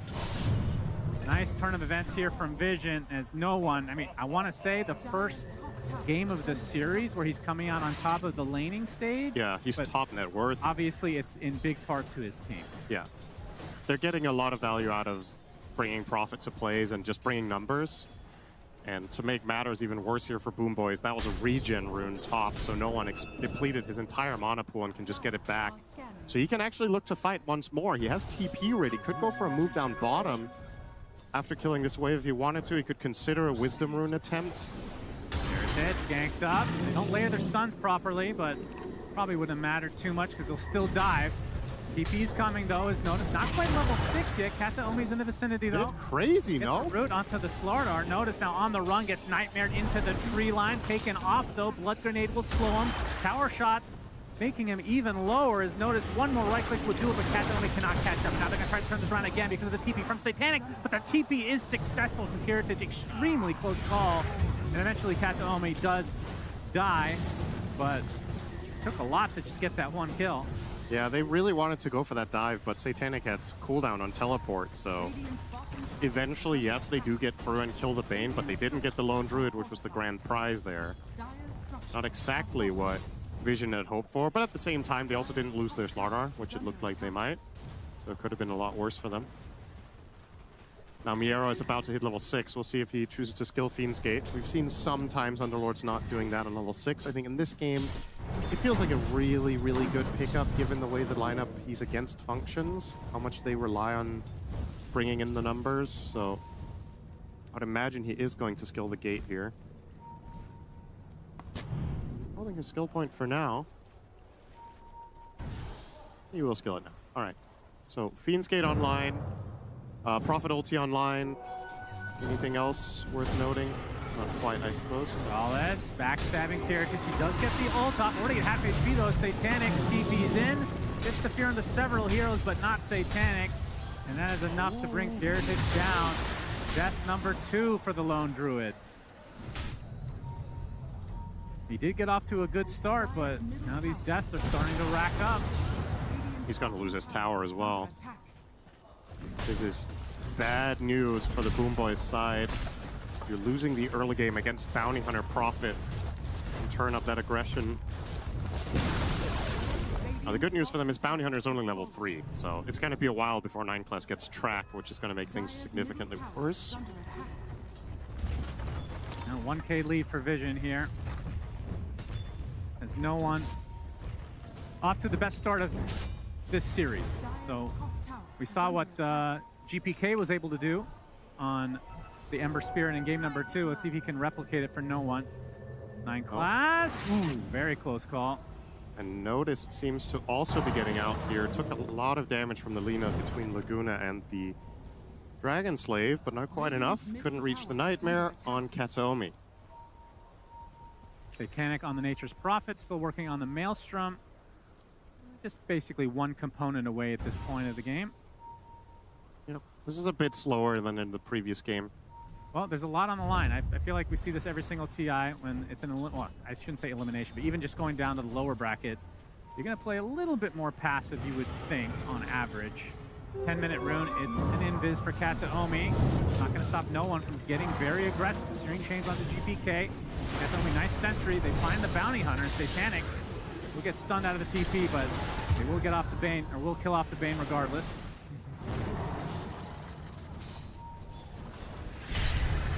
Nero shows up to try to counteract this push a bit. Not a whole lot of damage done to this tower as of yet. Yeah, you're right. A lot of the time in these high-stakes games in Game 3s, we've seen teams slow down. But I also think that's sometimes what separates the championship teams from the others, is that in the higher-stakes games, they play faster. Sometimes, you know, if everybody else is going to be timid and play passively around the map, if you are the one to take initiative more often than not, you're probably going to find success playing like that. And you can tell Vision don't seem very phased from that game 2 that went wrong. They're going to run back 2 of the same heroes between the Slaughter and the Prophet. They're once again finding their Bounty Hunter a lot of success here. And this lineup is crafted to play quickly, not to play slowly. So even if the stakes are high, I don't expect them to just look to farm here. Yeah, I do find it interesting that they back-to-back games go for the Nature's Prophet despite losing and despite Satanic being top net worth in the game. But he wasn't that active early, really, if you think back, compared to what he has been in this game number 3. Yeah, it's just a different lineup by design. It makes a ton of sense to play it this way in this game. So I think it's very good to see that he, you know, a lot of Satanic games, also on the Prophet, like you mentioned, he will just be farming a ton in the first 20 minutes. But this time around, he's already been in 5 kills out of the 7. Very liberally TPing into fights. He does have slightly lower net worth as a result, like we talked about. The Maelstrom is coming out in 100 gold. I think last game he had it at about 1040. So he's a minute and a half slower on his first farming item, which is actually quite a bit, but well worth it for what he managed to accomplish around the map. Both teams trying to deny the rune, it seems. GPK will be successful in doing so. 9 class, running over yet another sentry Oh, place. Moonlight Shadow. That's for him, yeah, Noticed. Moonlight. Notice now on the run. He's going to get arrowed. Nice setup thanks to the ensnare. Oh, Cold Embrace, though. The Cold Embrace to keep him alive a little bit longer. Do they have damage to finish him off? Bone Druid has to use his ult, but he will not survive the transformation. A nice curse onto the Underlord. They will lose the Slaughter, though, so it's a 1-for-1 to start this fight. And Satanic now on the run, finds himself in a precarious spot inside the pit. One more right click does the job. LSA from GPK into Miero's right click. That's a lot of damage onto no one. Trying to run away from it now, but Safe still has a leap and a Starstorm to boot. And another Cold Embrace from Ducalis is Miero. Not sure if they have the damage to finish the job. There's no remnant for another 5 seconds for no one. Getting slowed down thanks to Ducalis. No one. Arrow just has to dodge this. Will do so successfully and run away as a result. As the remnant up, will TP back. A save just barely getting outside the reach of these trees. Like that, I believe the fight has finally ended. Very, very close engagement here, but yeah, nobody really coming out significantly ahead there.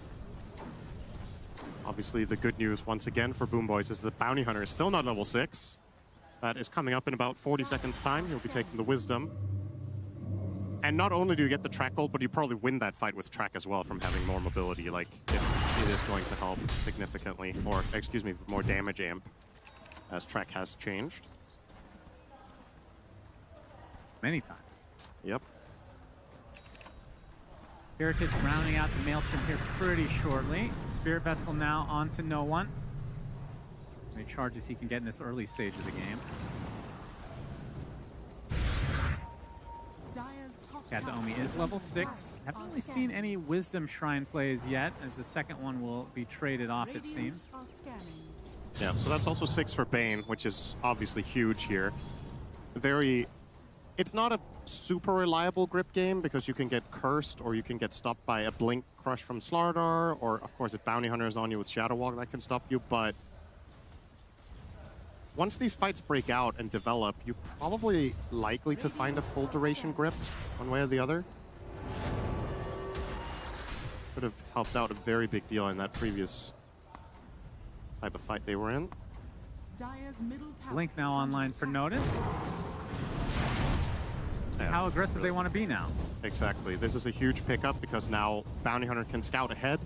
You can blink crush, and then you can stun out of it with Bounty, and in the meantime, Prophet TP's in, and it's just going to be clean kills.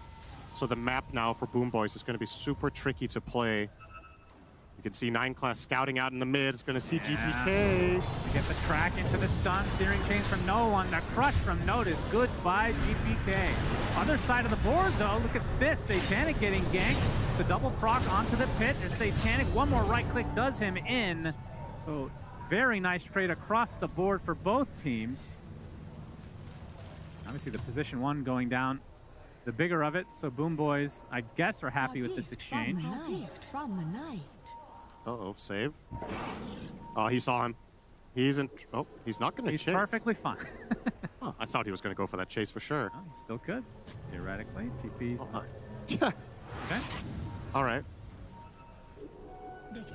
Still going for the shard on Notice. That's extremely nice pickup. One of the few heroes that just picks up shard instantly when they can. Yeah. It's such an incredible farm speed increase. And obviously massive for fights. Dire's middle tower is under 16-minute rune will be bottom. It's a haste. Nice Searing Chains onto 2 from no one. Arrow will be set up thanks to the Nightmare. So that's a freebie onto Ducalis. Kataomi yet to have to use the Fiend's Grip. Heritage being spotted though in the meantime by 9 class. Still hunting couriers, it seems. Dire's top tower is under attack. Yeah, will be the typical build from Heritage. Mjolnir into an eventual Ags is noticed. We would love to try something on the Heritage, but you know that there's backup. And it's actually a really hard team to get a pick off on because you have the save from Nightmare, you have Fiend's Gate at their disposal at any time. There's no one. Gonna try his best efforts here. Searing Chains with the crush to follow. Not enough. Oh my god! Just enough damage. His ult actually just insta-gives him. All right. Just from across the map, just a casual kill, no big deal. Radiant's bottom tower is under attack. Oh, it looks like they want to try to get more. Not going to happen though. 9 class cannot go through the barrier, believe it or not. He gets the track off though. Now they do have vision. 4 vision. Moonlight out of them. Yep, true.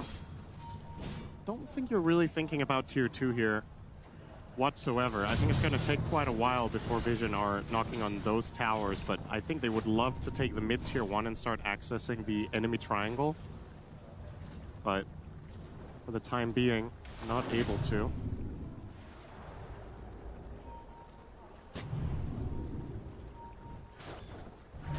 A lot of backup for the lone druid here. As 9 class will finally be exiting this area. He's been a nuisance all game long. And how close are we on the Underlord to getting towards... Okay, he already has it. Aghanim Scepter online. Yeah, This that's is big. a huge item for him. Gonna opt for the shard into a Lotus. So will obviously be very good against the Slardar Corrosive Haze until he gets 25.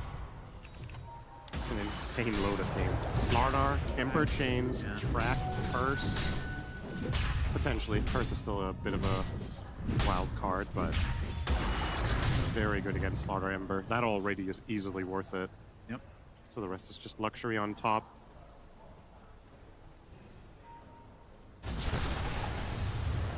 Another Wrath of Nature coming out.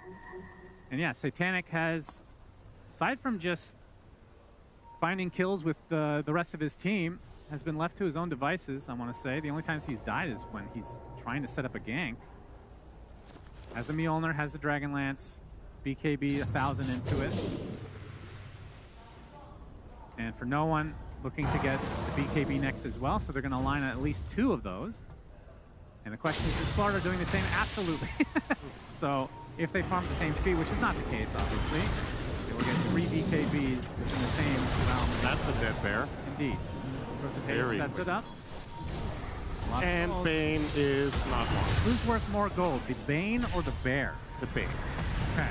Trek Oh, is... Fiend's Gate being used though. You can see the arrow coming out on Satanic as well. He's gonna get rooted yet again, extremely low, trying to stay alive thanks to the cold embrace. Can he get that last right click from Miero? The clicks come in and Satanic actually gets the kill. The double make it a triple turnaround. My God, he he survives. Unbelievable play.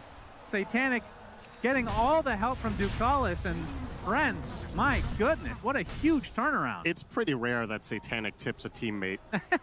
But that was well-deserved. Ducalis, what an insane sequence from him. Perfect curse, perfect embrace.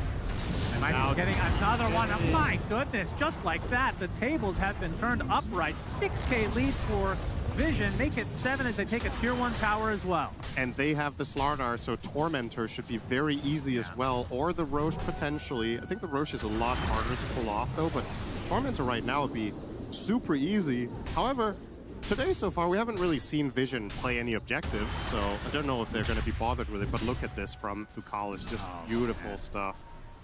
Everything coming together nicely for Vision in That's that with moment. no lifesteal at all. Just the heal and good positioning, tree lines to their advantage as well.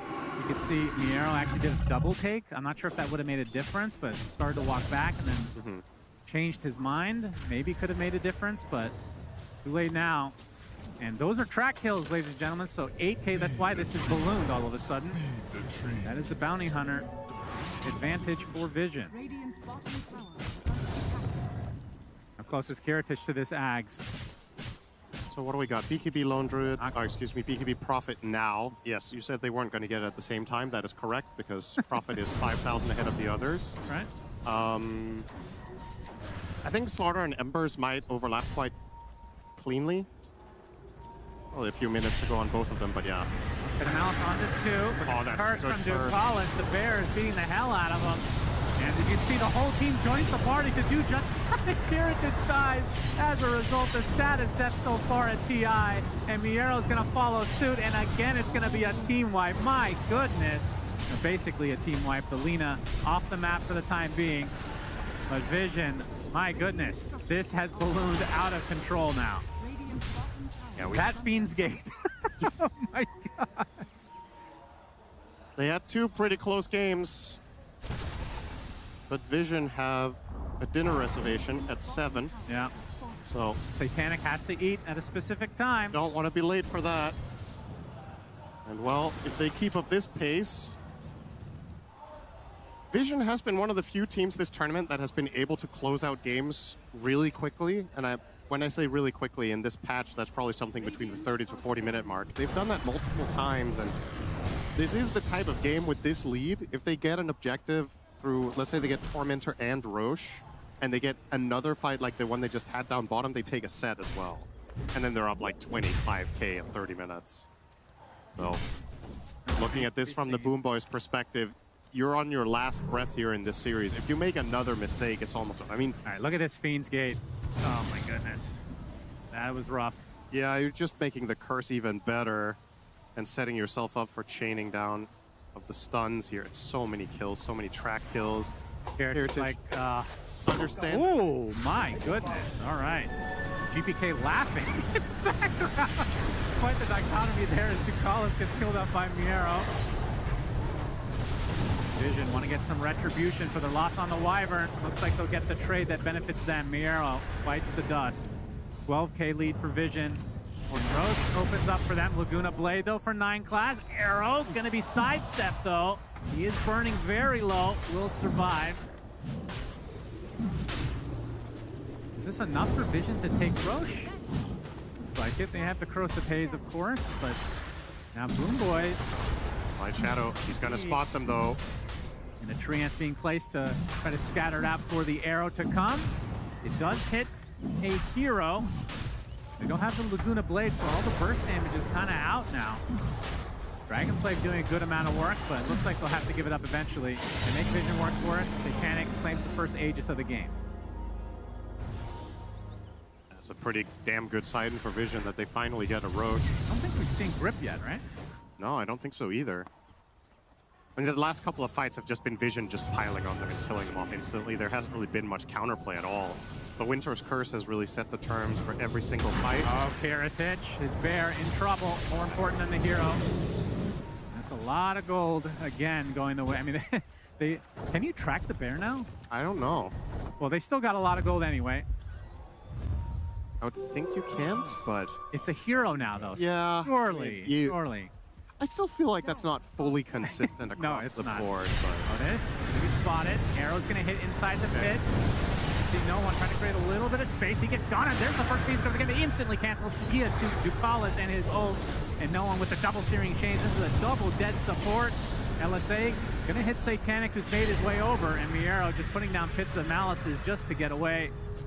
Still 4 minutes on the Aegis for Satanic and the rest of Vision.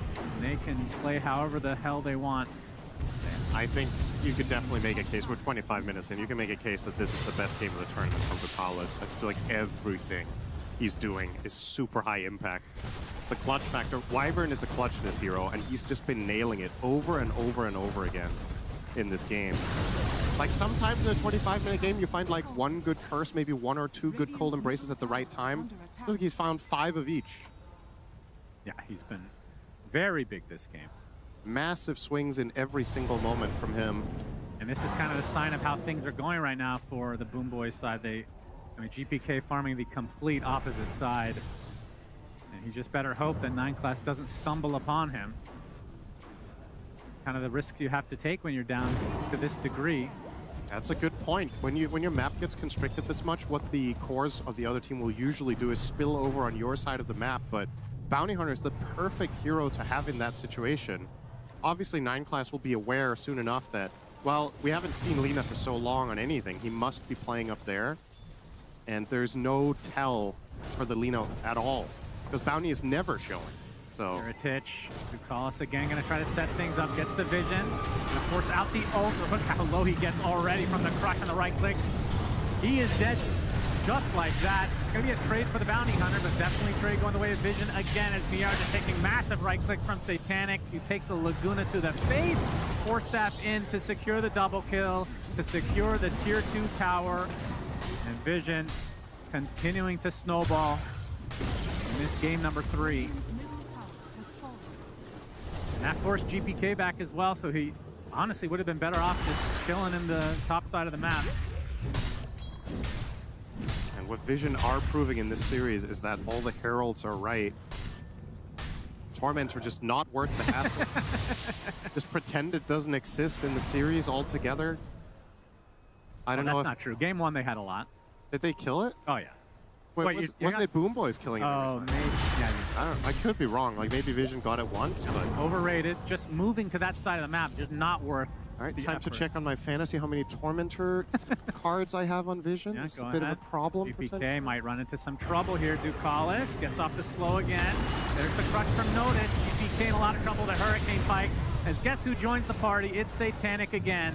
You cannot go anywhere as BoomBoys.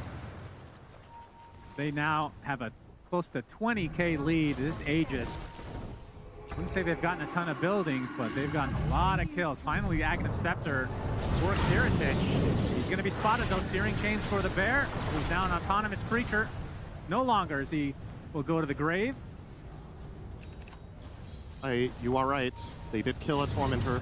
Okay, one. good. Thank you. They've killed one. Oh, the arrow. They hit an arrow right outside their base, and they're not going to do much about it because they can't. Set? No. They just can't right now. Radiant's top tower. The age is about to expire here for Satanic. He's going to get the tier 2 top. As Kataomi able to secure the shrine. Silver lining for BoomBoys, but this is getting out of control fast. I mean, how good is their high ground, would you say? I mean, compared to the last couple games against, it doesn't feel particularly great to me. I mean, the high ground defense? Yeah. I mean, Underlord is pretty solid with the Ags, but the issue is Vision don't necessarily have to push. I think they're going to massively out-farm and map control, and they're going to...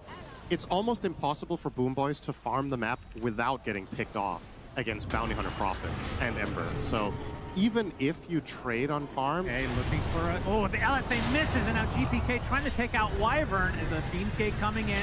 GPK is going to continue to right-click Ducalis, though. Oh my god! Satanic completely insta-gives him. They'll find save as well. Nothing going the way of BoomBoys. Vision in charge for sure. Satanic, what does he have on him right now? The Daedalus close to getting Satanic. Just 1,000 away from finishing that. He is huge. 8K lead between him and the number 2, which is on his team. he almost has the net worth of the top 2 enemy cores combined. That is They have 26K, he has 25. good God. Yeah. If this game doesn't end soon, he's gonna beat them out actually, because of how much of the map he owns and the fact that he can just teleport to farm. Obviously, Heritage desperately looking for something on his bear, has access to like 2 camps on the map. That's pretty much it. You can see 9 class on the prowl up top. Assuming that, well, BoomBoys have to get up here if they want to find any farm, because my 4 teammates are going to keep the bottom half on lock.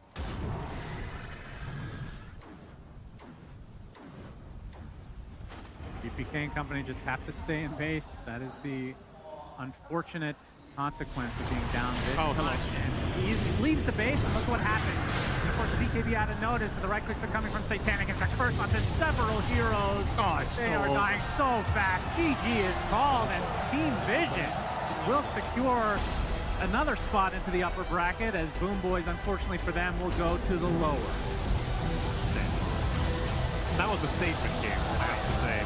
They run back the Prophet plus Slardar that they lost with in the game just prior, but this time around they couple it up with their first pick Bounty Hunter, and it's a totally different experience for both teams to play this one compared to game 2. That was a beatdown. I mean, what can you say? The favorites win.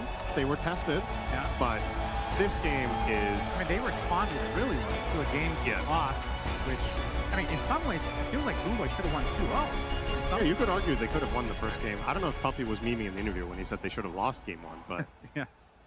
this game was a statement game, and I think this Bounty Hunter is going to be a heavy contention point against this team. Like I mentioned, we've also seen Yandex have great success with the Bounty. Yeah. I wonder if other teams are going to catch on. Well, Satanic ends the game 13-2 on his Nature's Prophet. I don't think the game went on long enough for that to be his best game, right? Another fun fact about this game, the highest kill participation out of anyone was Wyvern position 5. Ducalis was in 28 out of 32 kills. I mean, I would give him MVP for this game. Yeah, for sure. Satanic was in 27. I mean, they really came together. Satanic was in 27, Noticed was in 25, 9 class was in 27, and Ducalis in 28. Just beautiful. Ironically, Ember with the lowest kill participation in his team. Let's go to the stage for an interview. 观众朋友们，大家好，欢迎来到赛后采访。那现在在我身边的是来自 Vision 战队的 Satanic， 还有我们的英文主持 Snarks。 Absolutely. Thank you so much, my friend. Satanic, so good to see you. My first question has to be, why the hell are you so good? You have the best stat line out of any carry in the international. I just don't get it. Why are you so much better than every other person here? 我首先想问 Satanic， 为什么你比其他1号位都